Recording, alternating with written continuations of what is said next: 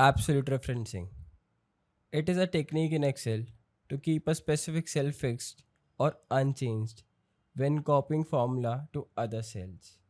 It ensures that the reference remains unchanged. So, have a look at this. We have quantity sold and price, and we wish to calculate revenue. So, let's create a formula for multiplication equal to, I'll select the cell, multiply, and this. Enter.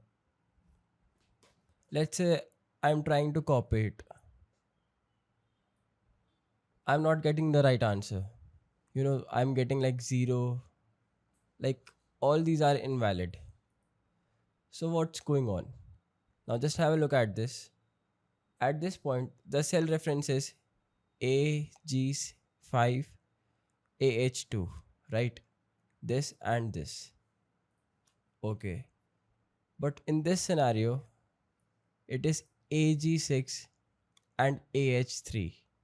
But what we wish is that this reference, which is AH2, remains fixed. Then only we will get the right answer. So in order to do that, what I'll do is I'll just simply click on this and fix it using F4. Enter. Now just drag. You will get the right answer. Just have a look. In this also, the cell referencing is AH2. Even in this AH2. In this as well, it is AH2. So in this, what we have done is we have simply fixed that specific cell so that we can calculate our answer. So that's it for now. We'll see you in the next video.